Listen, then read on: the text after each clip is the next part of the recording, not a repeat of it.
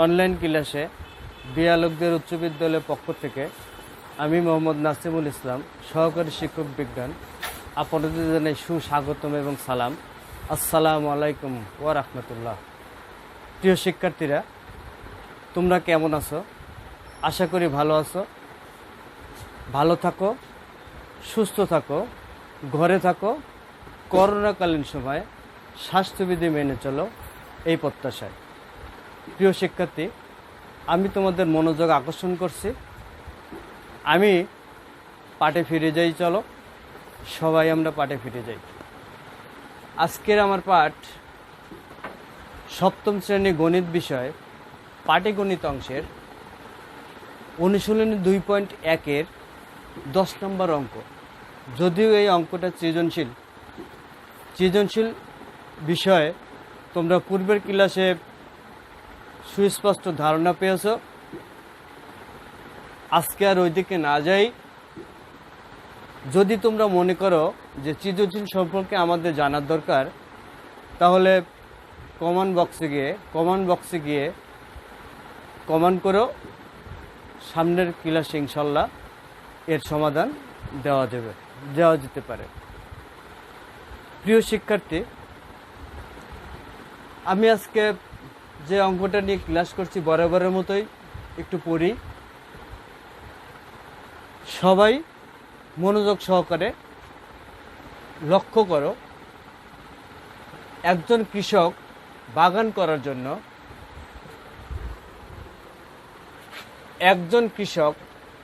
করার জন্য 595টি চারা গাছ কিনে আনেন। প্রত্যেকটি চারা গাছের মূল্য 12 টাকা।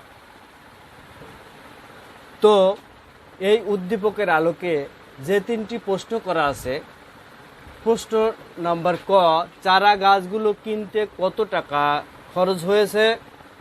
বাগানে প্রত্যেক সারিতে সমান সংখ্যক চারা গাছ লাগানোর পর কয়টি চারা গাছ অবশিষ্ট থাকে?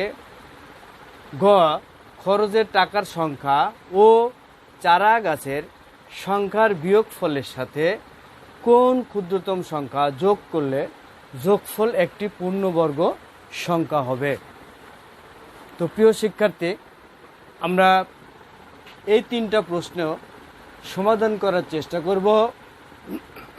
তোমরা যেখানে বুঝবে না, আগেই বলছি, কমেন্ট বক্সে গিয়ে কমেন্ট করো। পরবর্তীতে ইনশাল্লাহ যাতে আমরা সেটা বোঝাতে পারি আর।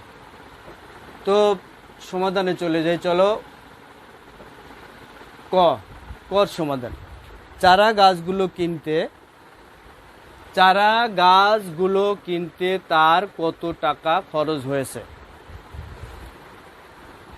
একটু খেয়াল করি।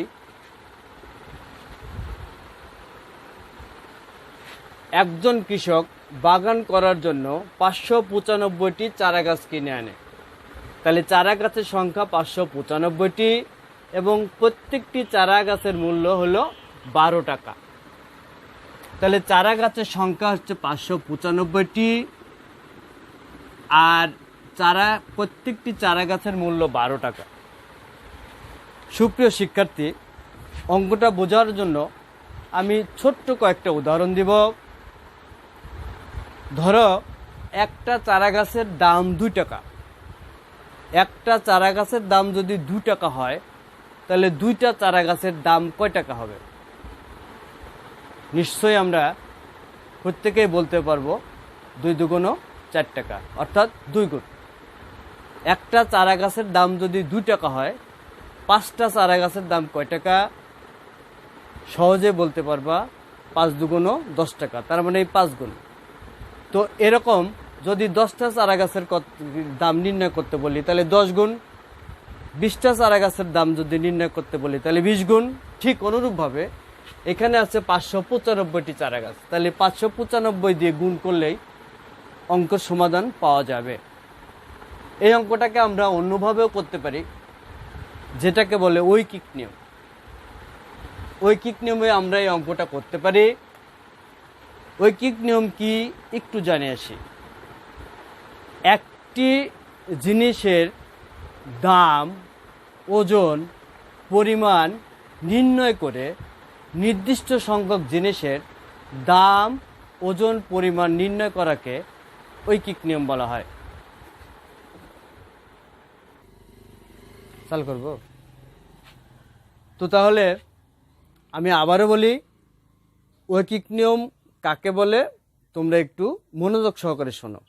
একটি জিনিসের দাম, ওজন, পরিমাণ নির্ণয় করে নির্দিষ্ট সংখ্যক জিনিসের দাম, ওজন নির্ণয় করার প্রক্রিয়াকে বলা হলো ঐকিক নিয়ম। তো আমরা এই অঙ্কটা ঠিক ঐকিক নিয়মে করব। যেহেতু এখানে দেওয়া আছে প্রত্যেকটি, এই প্রত্যেকটি মানেই হলো একটি, তাহলে একটির দাম যদি 12 টাকা হয় তাহলে 595টির চারা গাছের দাম হবে 595 গুণ। ঐকিক নিয়মের একটা সুবিধা হচ্ছে যে কোনো মতে যদি একটার দাম বাইর করা যায় তাহলে পরবর্তীতে একের নিচে যত লিখবো তত গুণন, একের নিচে যত লিখবো তত গুণন, একের নিচে যত লিখবো তত গুণন। তো প্রিয় শিক্ষার্থী, চলো আমরা ক নাম্বার অঙ্কের সমাধান করি।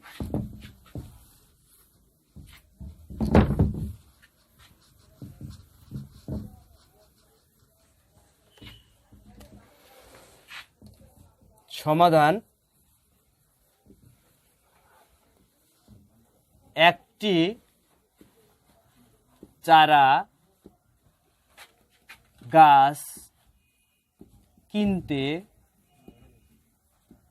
খরচ হয় 12 টাকা। একটি চারা গাছ কিনতে খরচ হয় 12 টাকা, সুতরাং 595টি চারা গাছ কিনতে খরচ হবে 595 গুণ, তার মানে 12 গুণন 595। আমরা এখানে একটু হিসাব করি। 595 গুণন 12, 5 দুগুণ 10, শূন্য হাতে আমার 1, 19 9, 9 দুগুণে 18, 19 হাতে 1, 5 দুগুণে 10 আর 1 11, 1 ঘরে নাই, 5 1 5, 9 1 9, 5 1 5, 0 9 আর 5 14 4 হাতে আমার 1, 10 আর 1 11 1 হাতে আমার 1, 6 আর 1 7, 71 40, 71 40 টাকা। উত্তর হবে চারা গাছগুলি কিনতে খরচ হয়েছে 71 40 টাকা।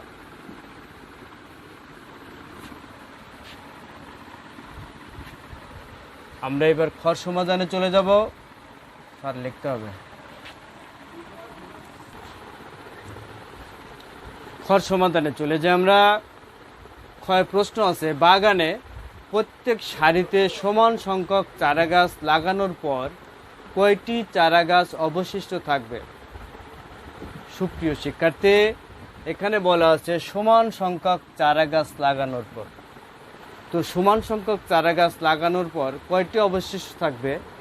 এই অঙ্কটার সমাধানের লক্ষ্যে আমরা যে কয়টি চারা গাছ আছে এটার যদি আমরা বর্গমূল করি, বর্গমূল করার পরে যেটা ভাগশেষ থাকবে সেই কয়টি চারাই অবশিষ্ট থাকবে।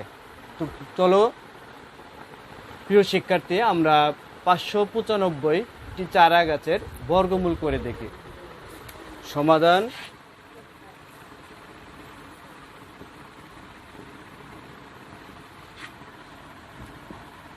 595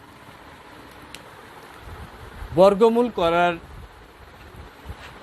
কিছু নিয়ম আছে, যদিও তোমরা এর আগের ক্লাসগুলোতে করেছো, তারপরেও আমি তোমাদের জ্ঞাতার্থে তো বলতে চাই যে বর্গমূল করতে গেলে প্রথমে ডান দিক থেকে জোড়া করে আসতে হবে, এবং এই জোড়ার কে আমরা এটা রেখার মাধ্যমে প্রকাশ করব। তাহলে ডান দিক থেকে জোড়া করে আসতে হবে এবং সেটা রেখার মাধ্যমে প্রকাশ করতে হবে। তাহলে আমি জোড়া করলাম, জোড়া করার পরে যে অঙ্কটি জোড়াবিহীন হবে অথবা জোড়া হবে সেই সংখ্যাটাকে ভাগ করতে হবে। এমনভাবে ভাগ করতে হবে যেন ওই সংখ্যার ছোট অথবা সমান হয়। তো চলো আমরা ভাগ করে দেখি। তাহলে জোড়া করার পরে আমরা ডাইন পাশে একটা দাগ দেব, ভাগটা দাগ দেওয়ার পরে যে অঙ্কটা জোড়াবিহীন সেই অঙ্কটাকে ভাগ করতে হবে। ভাগ করব এইভাবে, অর্থাৎ এমন সংখ্যা নিব যে ওই সংখ্যার বর্গ আমরা ঠিক জোড়াবিহীন অঙ্কের নিচে নামাবো। তাহলে দেখি এখানে এমনভাবে নিতে হবে যে যে সংখ্যা নিব তার বর্গ নামাতে হবে এই সংখ্যার নিচে। তো জানিয়ে আসি বর্গ কি। তাহলে যে সংখ্যা নেব এটা হবে বর্গমূল, আর যে সংখ্যার বর্গ নিব এটা তো বর্গ, আমরা এটা বুঝতেছি। তো তাহলে আমরা একটু জানিয়ে আসি বর্গ এবং বর্গমূল কি। কোনো সংখ্যাকে সেই সংখ্যা দ্বারা গুণ করলে যে গুণফলটা পাওয়া যাবে সেই গুণফল হবে ওই সংখ্যার বর্গ, আর সে সংখ্যাটি হবে গুণফলের বর্গমূল। যেরকম আমরা একটু দেখে নেই, 2 গুণন 2 তাহলে হলো 4। তাহলে 2-এর বর্গ হচ্ছে হলো 4,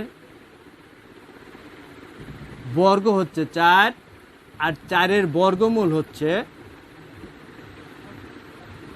2। অনুরূপভাবে 3 যদি নেই তাহলে 3 গুণন 3। বলছি আমি যে কোনো সংখ্যাকে সেই সংখ্যা দ্বারা গুণ করলে, তাহলে আমি 3 সংখ্যাকে 3 দ্বারা গুণ করতেছি, তাহলে এই ক্ষেত্রে 3 3কে 9, 9-এর বর্গমূল হবে হলো 3,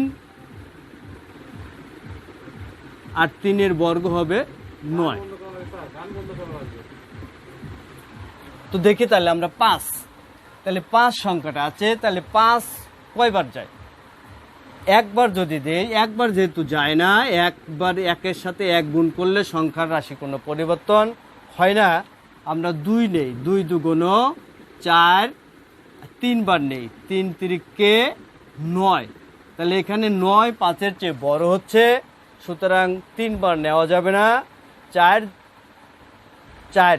নিতে হবে, অর্থাৎ 2 বার নিতে হবে। তাহলে আমরা 2 বার নেই, 2 2 4। আমরা ঠিক পূর্বের ভাগের মতো বিয়োগ করব।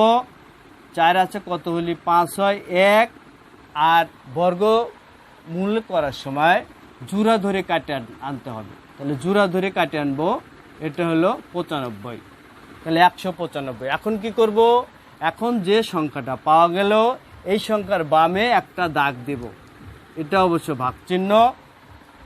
দাগ দেওয়ার পরে ভাগফলে যে সংখ্যাটা আমাদের হয়েছে ওই সংখ্যার দ্বিগুণ নিব আমরা এইখানে। তাহলে এইখানে আছে 2, ভুল বললাম, মাফ করবেন সবাই। আচ্ছা, 2-এর দ্বিগুণ হচ্ছে হলো 4। এই 4টা এমনভাবে লিখতে হবে যেন 4-এর ডাইনে জায়গা থাকে। এখন এমন একটা অঙ্ক বাছে নিতে হবে যে অঙ্কটা নিলে ওই অঙ্ক দিয়ে ঠিক এই সংখ্যাকে গুণ করলে 195 সমান অথবা 195 কম হয়। তো আমরা তাহলে দেখি, যদিও আমাদের যেহেতু মুখস্থ নয়, বোঝার বিষয়, সেহেতু আমরা 3 বার নিয়ে দেখি। তাহলে এখানে যদি 3 নেই তাহলে এইখানেও 3 নিতে হবে। তাহলে 3 যদি নেই তাহলে কত হয়?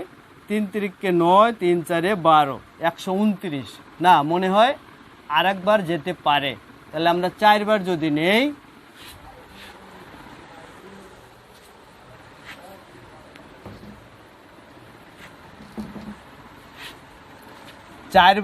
নেই, তাহলে এখানেও হবে 4। তাহলে 4 4 16 6, হাতে আমার 1, 4 4 16 17 176। এবার 5 বার নিয়ে দেখি, 5 বার নিলে কত হয়? 5 বার নিব, এখানে 5 5 5 5 25, 5 হাতে 2, 4 5 20, আর হলো 2 22। 225। তাহলে 5 বার নিলে বেশি হয়ে যায়, তাহলে নিতে হবে কয়বার? 4 বার। তাহলে আমরা 4 বার নেব। 4 বার নিয়ে এই সংখ্যা দিয়ে এই পুরার দুইটা সংখ্যাকেই গুণ করে নামাতে হবে। তাহলে 4 4 16 6, হাতে আমার 1, 4 4 16 আর 1 17।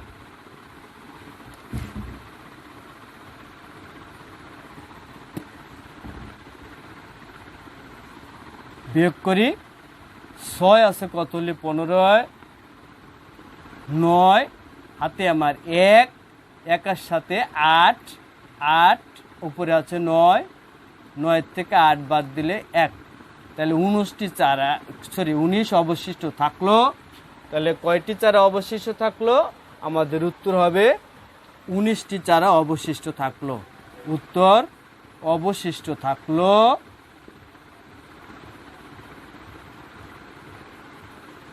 19টি।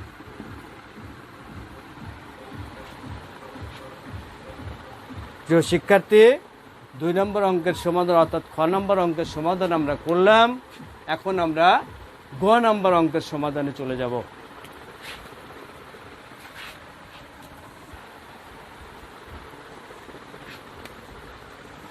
গ অঙ্কের সমাধান। প্রশ্নটা পড়ি। খরচের টাকার সংখ্যা, একটু খেয়াল করো, খরচের টাকার সংখ্যা ও চারা গাছের সংখ্যা। খরচের টাকার সংখ্যা এটা আমরা ক নাম্বার অঙ্ক করছি। ক থেকে পাই, তাহলে আমরা একটু লিখব ক থেকে পাই। ক হতে পাইছি কত? খরচের টাকা। ক হতে পাই খরচের টাকা। খরচের টাকা 71 40। আর চারা গাছের সংখ্যা, চারা গাছের সংখ্যা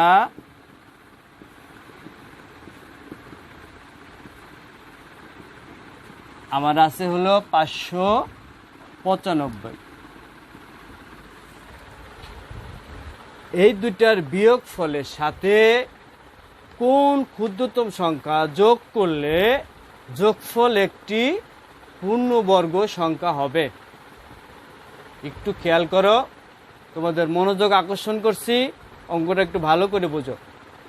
হচ্ছে চারা গাছের সংখ্যা এবং খরচের টাকার বিয়োগ ফলের সাথে এমন কোনো সংখ্যা যোগ করতে হবে যে সেই সংখ্যাটা যোগ করলে ওই যোগফল একটা পূর্ণবর্গ সংখ্যা হবে। তো প্রিয় শিক্ষার্থী, আমরা অঙ্ক মতে অর্থাৎ প্রশ্ন মতে আমরা কি করব? খরচের টাকা থেকে চারা গাছের সংখ্যা বিয়োগ করব। তাহলে খরচের টাকা হচ্ছে 7140। এখন 7140 বিয়োগ চারা গাছের সংখ্যা 595। তাহলে বিয়োগ করলে হয় কত? 5 0 5, হাতে আমার 1 আর 9 10, 10 আছে কত হলে 14 হবে 4, হাতে আমার 1, 1 আর 5 6, 6 আছে কত হলে 11 হয়, 6 5 11 5, হাতে আমার 1, 1 আছে কত হলে 7 হয় 6। তাহলে 65 45। প্রিয় শিক্ষার্থী, তোমরা অবশ্যই বুঝতে পারছো যে এই 65 45 এই সংখ্যাটা পূর্ণবর্গ সংখ্যা নয়। বলছে যে কোন ক্ষুদ্রতম সংখ্যা যোগ করলে, এখানে বলাই আছে যে বিয়োগ ফলের সাথে আমার বিয়োগফল বাড়ালে হলো 65 45। তো তাহলে এই সংখ্যাটি অবশ্যই পূর্ণবর্গ সংখ্যা নয়। এই সংখ্যার সাথে এমন কোনো সংখ্যা যোগ করতে হবে যেন সেই যোগফলটা পূর্ণবর্গ সংখ্যা হবে। তো এই অঙ্কটার উত্তর বের করতে গেলে আমরা এটার বর্গমূল নির্ণয় করব। আচ্ছা, আমরা বর্গমূল নির্ণয় করি। বর্গমূল নির্ণয় করার জন্য আমরা খ নম্বর অঙ্ক ইনশাল্লাহ মনোযোগ সহকারে দেখছি, সুতরাং এটার বর্গমূল নির্ণয় করতে পারবো। 65 45, 65 এটা হবে কিন্তু এর নিচে।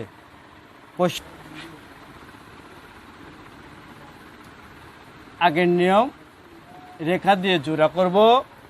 এখন আগেই বলছিলাম যে জোড়া হোক আর জোড়া বিহীন হোক সেটাকে ভাগ করতে হবে। তাহলে এখানে আছে আমাদের জোড়া 65, এখন কয়বার যায় আমরা দেখি। 2 দুগুণ 4, 3 তিরিকে 9, 4 4 16, 5 5 25, 6 6 36, 7 7 49, 8 8 64, তার মানে 8 বার। 8 8 64, বাঁচলো 1, কাটে আনবো হলো জোড়া ধরে 45। এখন 145কে আমরা ভাগ করব, 145কে ভাগ করব। যেহেতু ভাগ যায় না, 145-এ ভাগ যায় না, ভাগের নিয়মে এটা যেহেতু একটা পূর্ণ সংখ্যা হলো, সেহেতু আমরা ভাগফল এটা 0 দেব। 8-এর ডাবল কত হবে? 8 দুগুণ 16, আর এটা 0 নিছি, তাহলে 0, 160। একটু খেয়াল করো, আমার এইখানে হলো 160 আর ভাজক 160, আর ভাজ্যে গিয়ে হলো 145, তার মানে এটা ছোট। একবারও যদি দিতাম তাহলে এখানে 161 হতো, এখানে 161 বসতো, কিন্তু একবারও যায় না, এই কারণেই 0 বার দিছি। তাহলে 0 বার দিলে কত হয়? 0 দিয়ে আমরা যদি 3টাকে গুণ করি তাহলে 0 0 0 হয়, যদি বিয়োগ করি তাহলে 145 অবশিষ্ট থাকলো। তো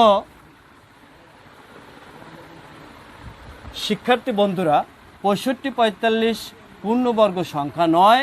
যদি পূর্ণবর্গ সংখ্যা হতো তাহলে আমাদের ভাগশেষ থাকতো না, তাহলে অবশ্যই এই সংখ্যাটার সাথে আরও কিছু যোগ করতে হবে। এখন দেখি কত যোগ করতে হবে।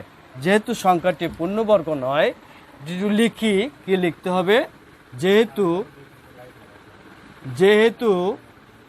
65 45 সংখ্যাটি পূর্ণবর্গ সংখ্যা নয়,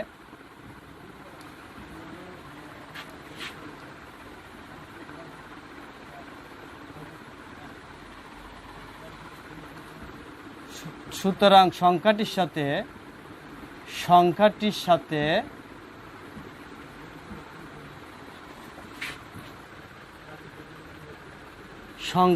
সাথে কোনো ক্ষুদ্রতম সংখ্যা যোগ করতে হবে। তাহলে কোনো ক্ষুদ্রতম সংখ্যা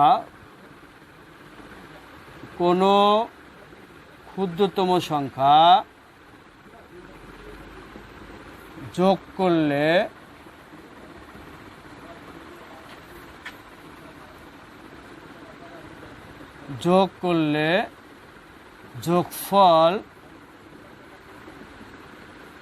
যোগফল একটি পূর্ণবর্গ সংখ্যা হবে।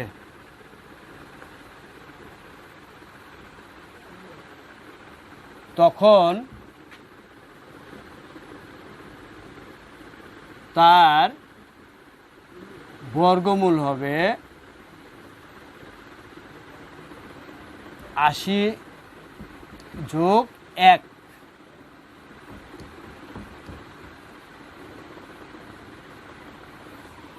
তখন তার বর্গমূল হবে 80 যোগ 1 বা 81। এখন 81 এর বর্গ হবে কত? 81 গুণন 81। তাহলে 81 গুণন 81 কত হয় আমরা একটু হিসাব করে, এখানে 81 গুণন 81, তাহলে কত হয়? 1 1, 8 8 8 8 64। তাহলে 1 16 6 হাতে আমার 1 5 6, তাহলে 65 61, 65 61। সুতরাং নির্ণেয় ক্ষুদ্রতম সংখ্যা হবে 81 বর্গ, অর্থাৎ 65 61 বিয়োগ যে সংখ্যাকে আমরা বর্গমূল করছি 65 45, 65 45 বিয়োগ করলে হয় 5 আছে কত হলে 11 হয়, 6 হাতে আমার 1 আর 4 5, 5 আছে কত হলে 6 হয়, 1 5 5 0 6 6 0 মিলে, তাহলে 16। উত্তর 16 যোগ করতে হবে। আমার তো জায়গা নেই, শিক্ষার্থী বন্ধুরা তোমরা নিচের লাইনে লিখে নিও, আমি উপরে লিখে দিচ্ছি। তো তাহলে কত যোগ করতে হবে? 16 যোগ করতে হবে। উত্তর 16 যোগ করতে হবে। তাহলে 16 যোগ করতে হবে। এই 16 যোগ করলে তাহলে তখন ওইটা পূর্ণবর্গ সংখ্যা হবে। প্রিয় শিক্ষার্থী, আশা করি বুঝছো। আর যদি কারো সমস্যা হয়ে থাকে তাহলে কমেন্ট বক্সে গিয়ে কমেন্ট করো। পরবর্তী ক্লাসে ওই সমস্যা আমরা সমাধানের চেষ্টা করব। আল্লাহ হাফেজ। আগামী ক্লাসে আবার দেখা হবে।